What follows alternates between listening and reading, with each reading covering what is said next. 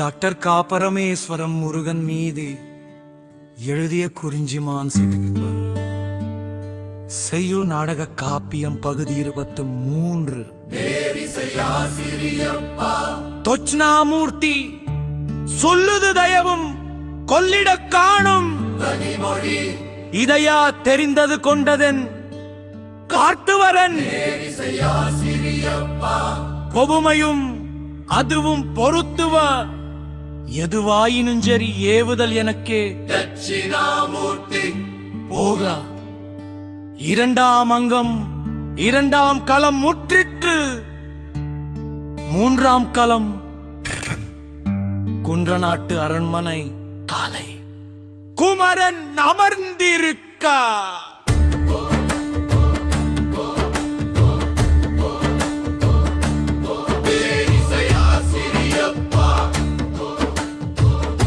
போர்வாரா தெரியம் போர்வாரா தெரியம்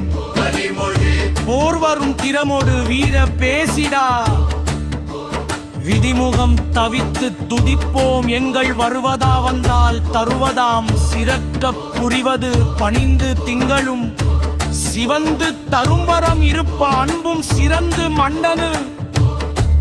இணைய வெள்ளியும் ஒளிரன் விண்முத் குன்றம் இரண் விண்மும் விலங்கா சத்தம் பித்தது பயிரில் விரிந்து சித்தமும் மெய்தரும் பாதையோர்தானோ இவ்வளவுளவோ தெரியம் கணையதோ இவ்விடம் கொண்டும் பலனும் உடையவர் தீர்வதோ வேல் நலமானதே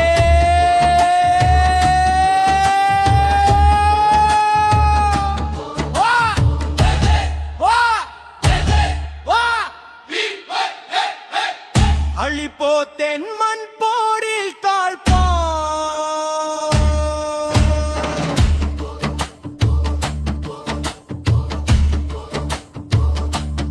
அழிப்பாம் படிப்பாம் பதருடன் நகர்தல் என்கினைவு மெய்யென குமுறுவர் மையோ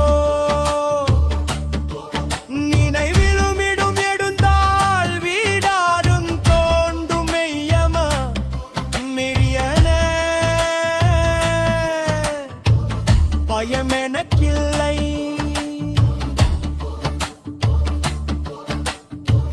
வீடாரும் முருகனை தேடி நகரும் விதிவென எகிந்திடும் நகர்வது காணும் இதனால் தரவும் வேண்டிடும் படைக்களம் யார் தம் கவலையை தீர்ப்பவன் மறிந்தறி போட்டிடா கண்ட மாற்றமென் தஞ்சம் முருகரும் அதோ